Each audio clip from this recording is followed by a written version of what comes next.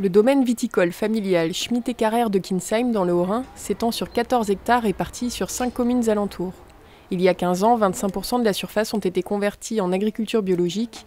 Les 75% restants suivent en 2010 avec une certification effective en 2013. Il y a 5 ans, les bottiches ont été remisées au grenier pour laisser la place à des cagettes. Alors c'est un vignoble très familial, puisque moi je suis associée avec ma mère, qui elle gère toute la partie administration, gestion du caveau.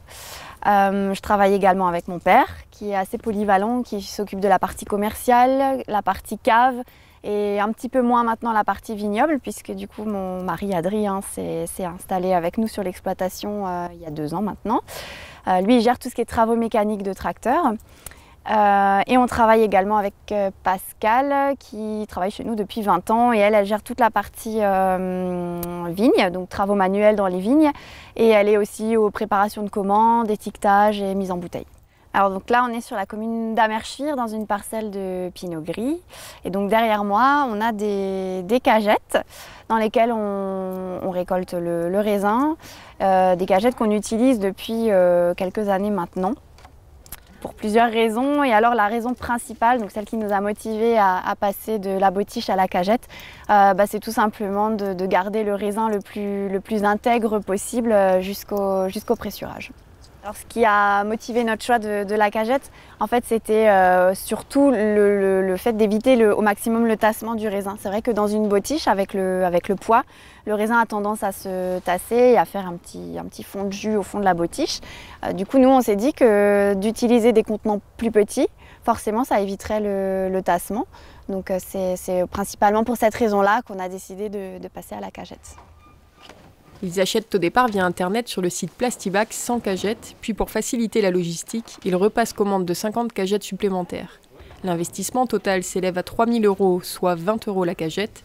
Aujourd'hui, ils envisagent le rachat de 150 nouvelles cagettes pour fluidifier encore davantage la manutention les années à fort rendement. Alors nous, c'est surtout au niveau de la qualité des jus qu'on a senti la différence.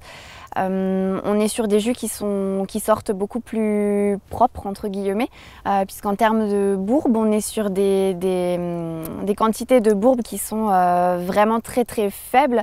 Donc c'est vrai que l'avantage, en fait, c'est que ça nous permet de travailler plus proprement et plus naturellement surtout. On n'a pas besoin d'utiliser tel ou tel produit pour favoriser le débourbage. Et c'est vrai que c'est la principale différence aujourd'hui. Alors c'est sûr que c'est beaucoup plus lourd en manutention, puisqu'il y a beaucoup plus de prise en main. On va dire qu'une bottiche représente environ 7 cagettes, mais après les avantages du travail en cagette sont quand même nettement supérieurs à la bottiche. Alors les années où on a beaucoup de volume comme cette année, c'est vrai que là on galope un petit peu parce que les cagettes se remplissent très vite. Même les vendangeurs sont même assez surpris parce que très souvent on a un pied égale un seau. Donc du coup c'est vrai qu'au niveau de la gestion des cagettes, il faut vraiment être au top parce qu'on se retrouve assez vite à court si on n'arrive pas à suivre derrière. Mais voilà, c'est une organisation et les premiers jours sont un petit peu plus difficiles le temps qu'on se fasse, on va dire, aux conditions du millésime. Mais voilà, une fois que c'est en route, ça roule. Malgré une manipulation énergique des cagettes, aucune casse ni fissure n'est à déplorer à ce jour.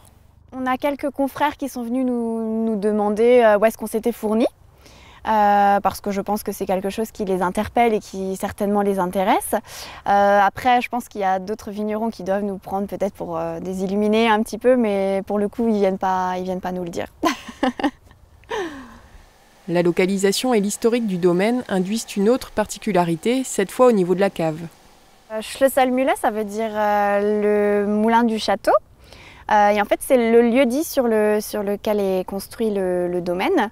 S'appelait à l'époque Schlösselmühle, tout simplement parce qu'en fait, il y avait un moulin à eau à l'époque. Donc il y a un cours d'eau qui passe derrière la maison. Il y avait une roue à eau qu'on a aujourd'hui démontée. Et en fait, ce cours d'eau aujourd'hui nous sert à refroidir les cuves en fermentation. Voilà. Donc par ruissellement sur les parois de la cuve, on refroidit le jus, en fermentation notamment. Et cette eau en fait retourne à la rivière. Elle est prélevée à la rivière, mais elle retourne directement à la rivière sans aucun traitement. Les années chaudes comme cette année, le refroidissement n'est pas assez rapide en fonction de la température du cours d'eau. Ils réfléchissent du coup à équiper certaines cuves, notamment celles de débourbage de drapeaux. L'autre gros projet d'investissement dans les tuyaux concerne le stockage. Le domaine songe à creuser le jardin situé à l'avant du château pour y construire une cave souterraine.